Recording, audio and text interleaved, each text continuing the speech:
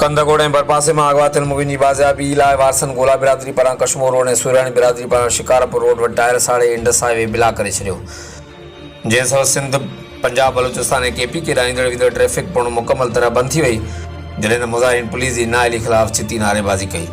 Road बिला हुजण करे मुसाफ़िर गाॾियुनि जूं डिघियूं क़तारूं लॻी वियूं, मुसाफ़िरनि परेशानी खे मुंहुं पुण ॾिनो।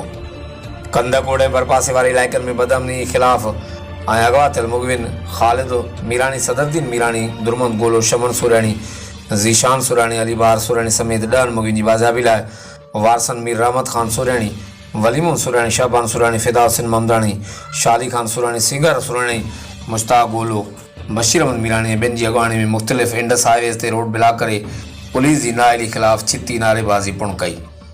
इन मौक़े ते वारसन ऐं मुख़्तलिफ़ सियासी समाजी तंज़ीमनि जे अॻवाननि मीडिया सां ॻाल्हाईंदे चयो त कंदकोट कशमोर वाना वज़ीरस्तान बणिजी वियो आहे। पूरे ज़िले में बदअमनी जी बाहि भरी रही आहे। हुकूमत ॿियो त कुझु न ॾिनो आहे, पर अमन अमान ऐं तहफ़ुज़ बि नथी ॾे, जंहिंजी घुर कयूं था। उन्हनि चयो त जेसिताईं असांजे तमामु मुगिन खे बाज़ियाब नथो करायो वञे, तेसिताईं रोड बिलाक रहंदो। उन्हनि चयो त पुलिस जी नाअहली जे करे कारोबार मुकमल तबाह थी चुको आहे।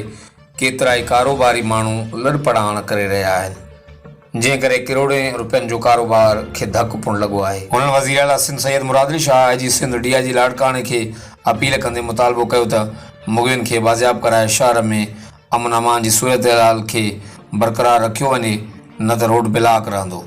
जॾहिं रोड बिलाक हुजण जे करे गाॾियुनि जूं डिघियूं क़तारूं लॻी वियूं ऐं मुसाफ़िरनि खे परेशानी जो मुंहुं ॾिसणो पियो। हर वक़्तु आगाहण लाइ ॾिसंदा रहो JTN वेब न्यूज़ कंदकोट।